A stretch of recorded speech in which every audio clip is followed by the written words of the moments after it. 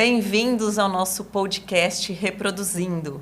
Eu sou a Alessandra Daudi, esse é o Brumel Magalhães e essa é a Luciana Reis. E resolvemos criar esse espaço para falar sobre reprodução humana, sobre fertilidade, de uma forma leve e acessível. Então vamos começar com a Luciana e saber um pouquinho mais da história dela. Conte pra gente, Lu. Olá, pessoal. Seja bem-vindo ao nosso podcast. Tudo bem, Ale? Tudo bem, Brumel? Bom, Ale, eu me formei em São José do Rio Preto, interior de São Paulo, em 2006, já vai um tempinho, né? E aí depois eu fiz ginecologia e obstetrícia, decidi pela ginecologia e pela obstetrícia no último ano de graduação. E até então não tinha noção nenhuma que ia fazer reprodução humana. E depois do R3 de ginecologia e obstetrícia, eu gostava muito da parte de ultrassom. Sim. Na minha faculdade tinha a área da reprodução humana, mas era de baixa complexidade.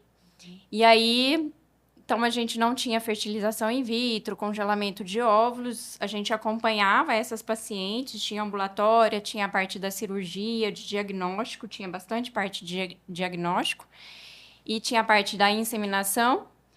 E aí a gente acompanhava essas pacientes, então eu não tinha aquele despertar para reprodução humana durante a residência de ginecologia, eu queria fazer ultrassom.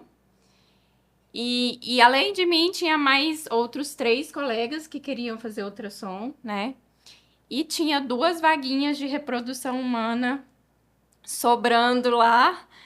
E aí eu conversei com uma colega minha, eu falei assim, olha, vamos fazer reprodução humana e a gente conversa com a nossa chefe da gente também acompanhar o serviço de ultrassom.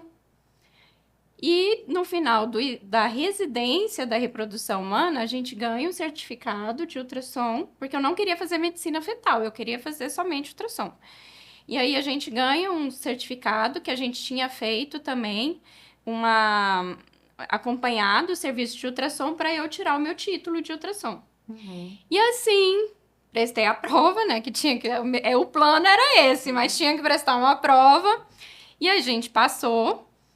E fomos fazer, né? Então, na parte da manhã era tudo a reprodução humana, tinha a parte de diagnóstico, cirurgias, toda a parte de reprodução humana, fazíamos a parte de inseminação, tinha um laboratório de inseminação, a gente induzia, olhava tudo as pacientes, e à tarde acompanhava no ultrassom, e foi aí que o meu olhar foi despertando para a reprodução humana, esse mundo completamente novo, assim. Eu falo que o meu caminho, Deus foi trilhando. Eu não escolhi o meu caminho na reprodução humana. Deus foi me colocando em cada lugar, né? E aí, depois que eu comecei a fazer a residência da reprodução humana, meus chefes tinham clínica, né, de reprodução, que fazia fertilização e tudo. E aí, eu acompanhava eles na clínica. Fiz a reprodução humana, vim para Palmas, e aí aqui em Palmas, depois de mais ou menos um ano, eu aqui em Palmas, 2012, 2013, eu comecei a fazer uma pós-graduação em alta complexidade para a reprodução humana, a fertilização in vitro, congelamento de óvulos, então também eu fiz essa outra parte, então praticamente foram 2 anos da parte da reprodução humana, e aí eu me apaixonei completamente por esse universo completamente diferente do que a gente vê na graduação, do que a gente vê na ginecologia obstetrícia. Eu falo que os residentes não têm noção nenhuma como é que é muito diferente esse universo. Realmente. Da reprodução humana. Foi apaixonante e Deus foi me mostrando cada caminho, cada passo. E você, como é que você foi até você chegar à sua graduação? Nossa. Até o seu desejo de fazer a reprodução? O meu foi um pouco diferente, né? Eu falo que eu decidi fazer reprodução humana, parece que foi uma convocação, na verdade. Eu tinha em torno de 13 anos. Eu achei que eu tinha 16, né? Mas agora eu fui ver quando foi que foi lançada a novela que eu assisti, que me fez despertar para a reprodução humana. E foi em 1990, eu tinha 13 anos. Novela essa? Barriga de Aluguel. Não sei se vocês já assistiram, mas a trama era de um casal infértil, né, que não conseguia engravidar e uma jovem cedeu o útero, que a gente agora fala, né? Não fala mais barriga de aluguel, né? E sim útero de substituição. E foi em 1990, então eu tinha 13 aninhos. E aí eu, assistindo aquilo, eu fiquei assim encantada com a reprodução humana. Eu falei, nossa, não acredito que existe essa tecnologia. Será que isso é possível Será mesmo? que Né? isso é Só coisa de verdade? novela. Meu Deus, que maravilhoso! Como que pode, né, a ciência ajudar os casais a realizarem o seu sonho? E aquilo, assim, acendeu uma chama no meu coração. E tudo bem, né? Eu tava com 13, 14 anos, eu achei, assim, maravilhoso. E aí eu fui pro ensino médio, e aí vem aquela questão: o que que você vai fazer da vida? Eu não sabia o que que eu ia fazer da vida. E aí eu falei, já sei, vou ser médica. Nem pensei, Brumel, depois fiquei pensando, por que que eu não pensei em ser embriologista, né? Por quê, né? Eu já tenho até resposta. Porque na época, a televisão não mostrava o embriologista, era o doutor, né? Não tinha, se talvez tivesse nomeado embriologista, talvez não fosse embriologista hoje. Mas na época não, era o doutor. Então eu falei, bom, vou ter que ser médica, porque eu quero trabalhar com isso. E foi isso que eu resolvi. Então eu falei assim, vou prestar medicina e aí, para depois fazer reprodução, eu vou fazer ginecologia e obstetrícia. Você já entrou na faculdade de medicina Querendo. Eu sabendo que lembro, ia ser reprodução. eu lembro dos professores perguntando, eu falando, reprodução humana. E aí, mas assim, eu fui com a E minha bem cabeça. diferente isso, viu, Ale? Porque você não vê assim. É, A as gente, pessoas. ninguém vê na graduação alguém falar, ah, eu quero uma. É porque a reprodução humana é uma sub-área, né? Sim. Não é uma especialidade. Primeiro Você tem que sai. ir pra obstetrícia, Primeiro você tem que ginecologia, passar na né? ginecologia para depois fazer. Ainda mais naquela época, né? Que quase não se falava sobre isso. Mas é isso que eu falo, aquilo foi uma. Mexeu tanto comigo que eu penso assim, era um desejo genuíno, assim, sabe? Parece uma vocação mesmo. Uma missão. Né? Eu interpreto como sendo uma missão. E aí, eu fiquei com a mente aberta na faculdade. Falei, bom, não vou, né, me pautar com uma coisa que eu escolhi com 13 anos, vou abrir minha mente, quem sabe eu gosto de outra coisa. E realmente me interessei por várias outras coisas, mas a reprodução não saiu da minha cabeça. E eu gostei muito de ginecologia e obstetrícia. Então, eu falei, vou fazer ginecologia e obstetrícia. E aí, então, me formei, né? Me formei em São Paulo, sou paulista. Depois eu fiz minha residência na Faculdade de Medicina do ABC. E nessa faculdade, já tinha dentro da faculdade o Instituto Ideia Fértil, que é o instituto de reprodução humana. E eu tive muito contato na minha residência com a reprodução humana, porque a gente tinha contato com os professores, né, da reprodução. Então eu pensei, bom, eu caí no lugar certo. Eu não sabia que lá tinha a reprodução humana. Então uma coisa foi levando a outra. E aí, quando eu terminei a residência, eu prestei para pós-graduação. Naquela época não era residência médica, né? Era pós-graduação. E eu fiquei 2 anos na do Instituto Ideia Fértil lá. Naquela época se fazia, eu acho que em torno de 60 ciclos mês, era muito. Agora é muito mais que 100, né? Então é uma grande instituição onde eu tive muito. A gente aprendeu demais, né? Porque a gente mexeu, a gente teve contato com muitos pacientes. Então foi isso, a minha trajetória até a reprodução. E você, Brumel? Bem, eu sou biomédico, né? Na formação, sou biomédico. E quando eu estava na faculdade, na verdade, sim, eu sempre quis trabalhar na área da saúde e eu queria muito alguma coisa que é relacionada ao laboratório. Essa coisa da ciência, do laboratório, sempre me interessou desde criança. Eu lembro de ganhar brinquedo relacionado a essas coisas, de microscópio, essas coisas. E aí eu pesquisando tal, eu fui para biomedicina. Eu fiz biomedicina na Unifran, Universidade de Franca, lá em Franca, interior de São Paulo. E me formei em biomedicina. E aí, durante a faculdade, eu comecei a me identificar muito nessa parte da carreira acadêmica. Então, eu falei, não, vou fazer faculdade, depois eu vou fazer mestrado, doutorado e vou dar aula. Tanto que o meu propósito inicial foi esse, assim, quando eu saí. E após eu sair da faculdade, eu recebi uma proposta de trabalho, assim, igual você falou assim, que a reprodução meio que foi caindo, Deus foi colocando ela na tua vida, para mim foi muito parecido também, sabe? E aí eu tentei o mestrado na época na USP, não passei na primeira fase, né? ali do mestrado, eu falei, eu vou trabalhar, né? Preciso trabalhar, ver o que vai rolar, tal. E aí me convidaram, na época eu fui trabalhar numa clínica de reprodução animal, que era reprodução de gado, bovina. E nessa empresa, inclusive eles se tornaram até uma multinacional bem conhecida assim, no meio e tal, eu trabalhei durante uns 10 anos aproximadamente, e aí a reprodução, o laboratório, aquela coisa toda, eu fui me apaixonando, na verdade, sabe? E aí eu comecei, nesse meio que eu estava nessa empresa, na reprodução animal, eu sempre falei, nossa, a reprodução humana deve ser, assim, fantástica também, né? E aí eu fui lendo sobre, fui me aprofundando sobre, e eu já estava numa situação ali na reprodução animal que eu era coordenador de laboratório, então eu tinha uma função que eu já não estava ficando tanto no laboratório quanto eu queria.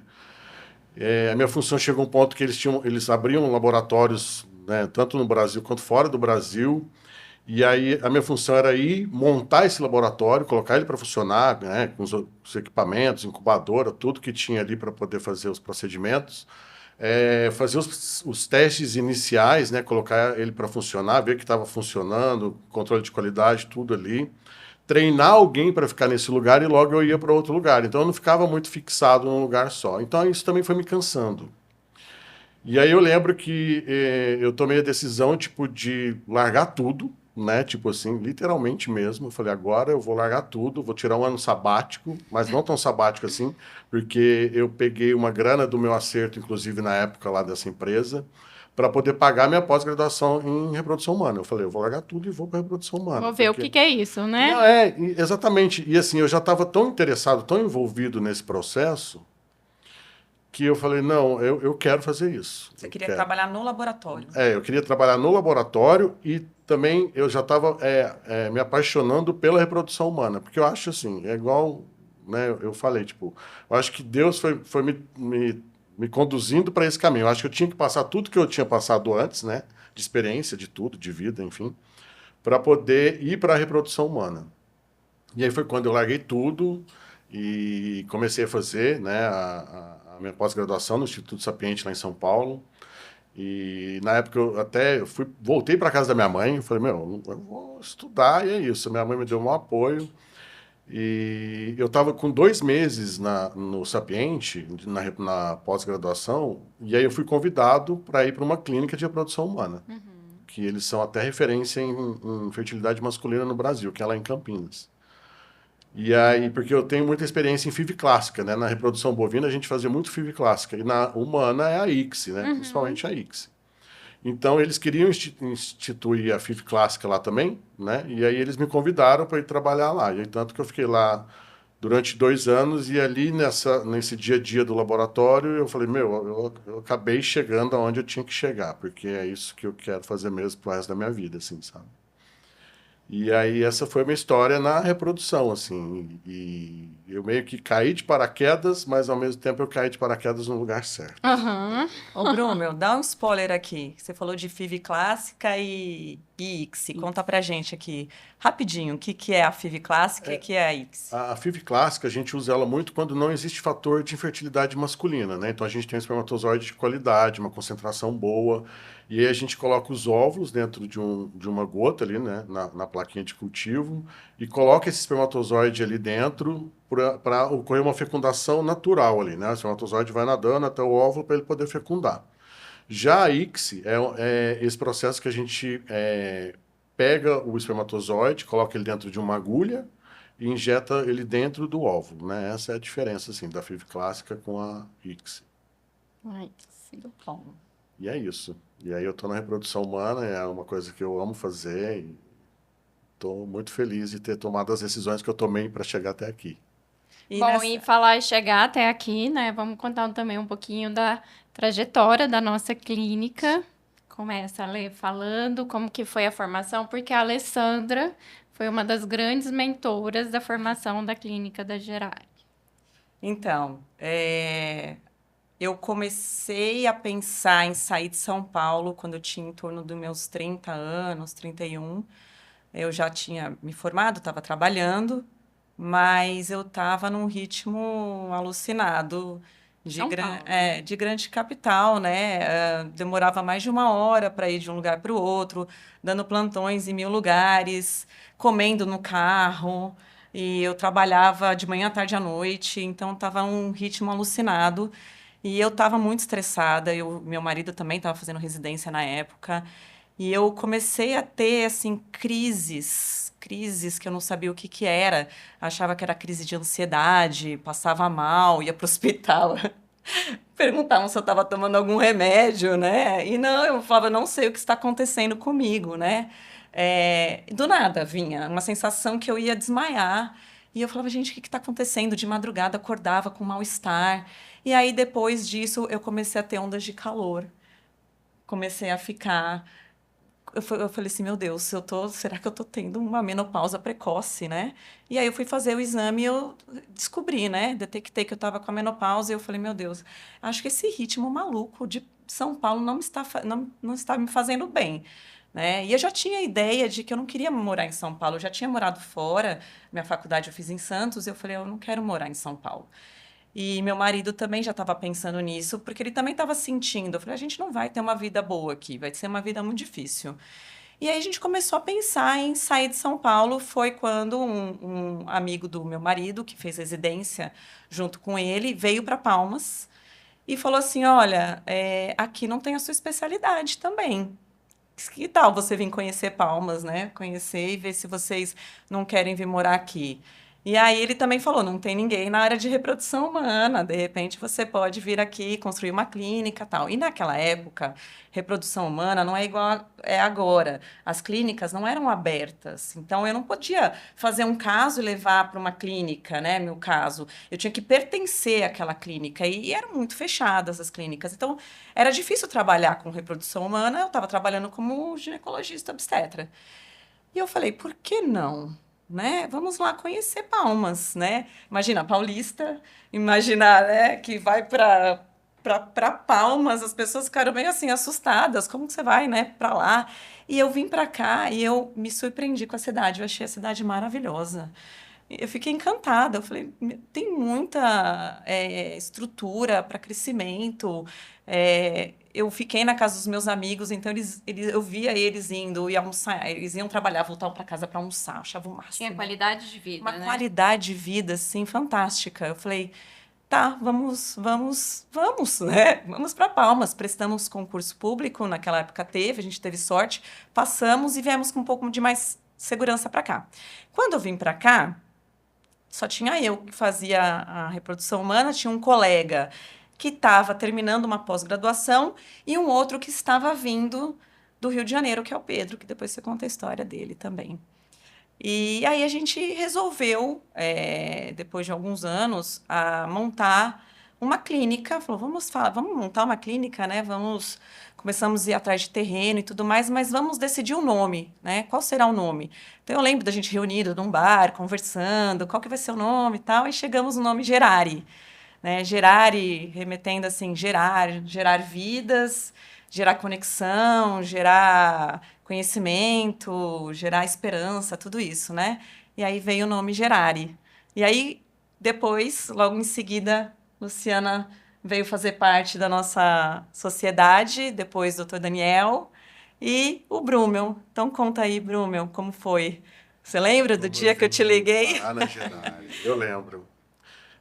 Eu lembro onde eu estava, inclusive, o lugar que eu estava.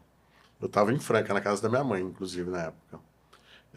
Eu estava em Campinas, né, trabalhando nessa clínica que eu comentei anteriormente, e aí eu recebi uma ligação, né, da doutora Alessandra me convidando, né, falando que tinha um projeto, né, que na verdade não era nenhum projeto, a clínica já estava praticamente sendo construída, né,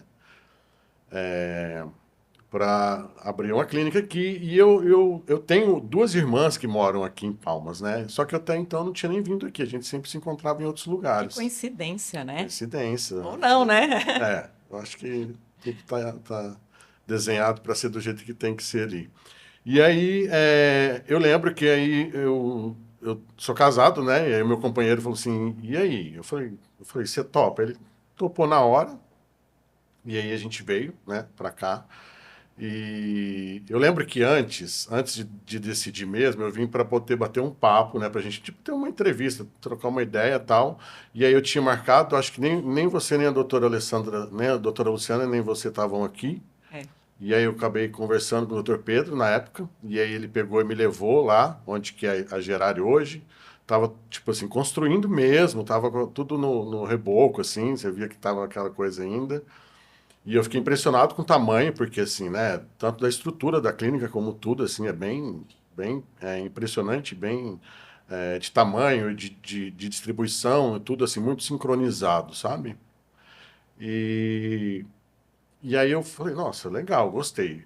Eu gostei da cidade também, eu tive essa paixão. O Pedro, acho que ele foi um pouquinho sacana comigo nesse sentido, porque ele falou assim, não, eu vou te mostrar, eu vou te dar, vamos dar uma volta de carro, que eu vou te mostrar a cidade, você vai se apaixonar. Todo mundo que Ele vem é pra cá, a ele- gente ele- faz ele- isso. Ele me Eu já levou. consegui trazer um amigo pra cá também, Ele assim. me levou do outro lado da ponte, lá em Luzimangues, e aí voltou. Na hora que você volta, É né? Que você vê o maravilhoso. lago, a cidade, a serra, assim, ali eu me apaixonei É lindo mesmo. demais. E eu falei, bora, e tô dentro da Gerari desde quando começou mesmo, né? Tipo, a gente abriu a Gerari e eu tava ali. Eu só não consegui vir na inauguração, porque eu estava em São Paulo ainda, resolvendo algumas coisas, mas a Gerari inaugurou dia 10 de maio, e eu cheguei aqui dia 13 de maio. Então, desde então, eu tô aqui, assim.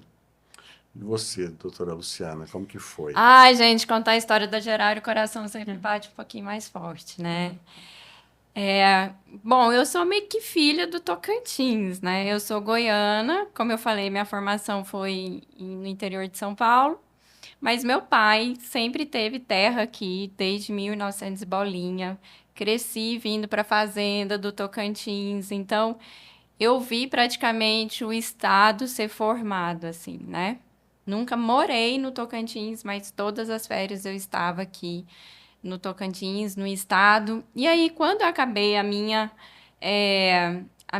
residência, né, minha especialização, tudo, eu falei, para onde eu vou? Aí meu pai falou, vai para o Tocantins, né? Lá precisa de especialista. Terra de E diferente, oportunidades. terra de oportunidades. Diferente de vocês que vieram casados, eu vim sozinha com a cara e com a coragem, né? Meus pais também nunca moraram aqui. E eu vim sozinha e tudo, construí família aqui, então eu dou graças a Deus ao Estado por tudo que eu tenho. E aí, eu cheguei depois do Pedro, não foi? Eu acho que eu cheguei depois do Pedro. O Pedro já estava aqui e aí a gente dava plantão juntos no Dona Regina, no Hospital Maternidade Dona Regina. E aí o Pedro falou, Lu, a gente começou a operar juntos.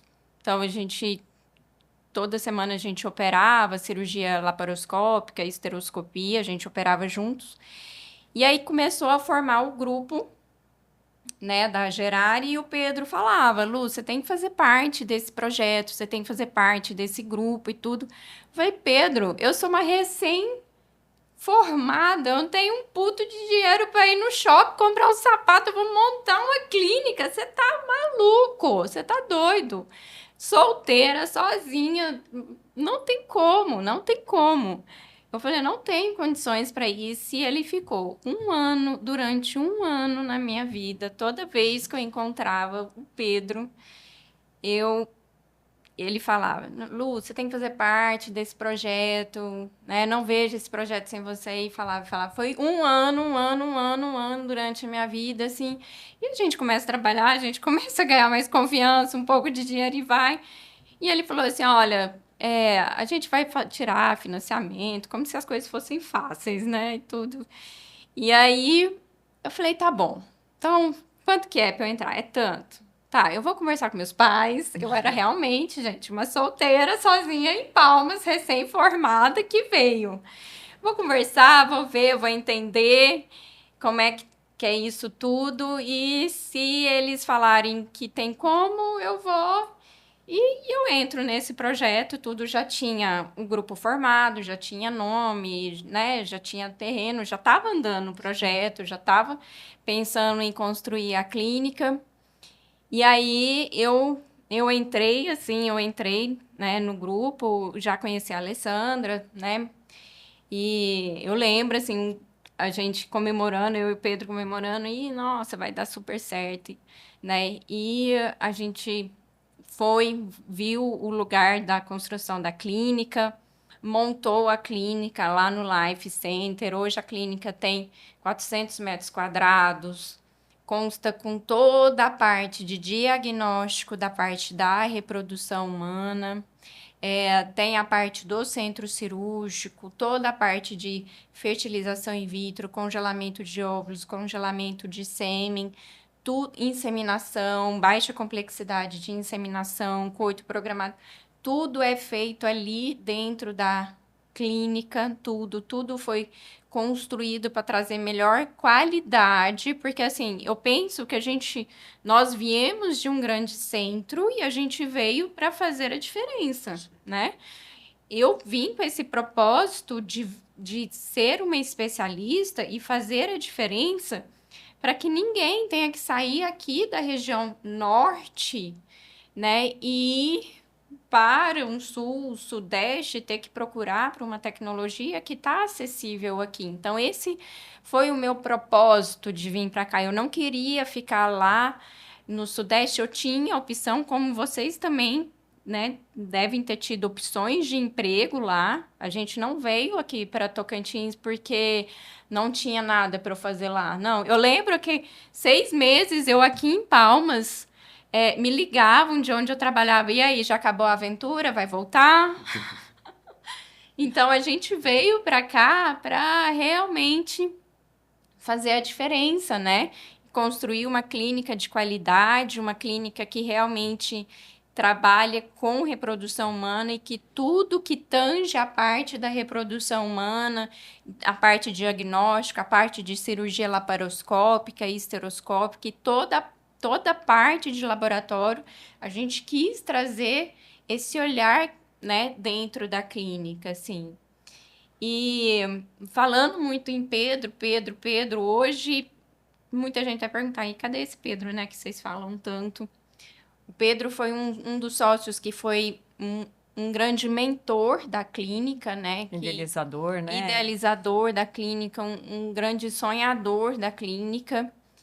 E, infelizmente, com 1 ano e meio de clínica, nós perdemos o nosso Pedro, né? Nosso sócio. Ele sofreu um acidente e, infelizmente, ele não resistiu ao acidente e, assim, foi uma perda muito grande para a gente, para a nossa equipe, né? Porque era uma peça muito importante dentro, muito motivadora dentro da clínica.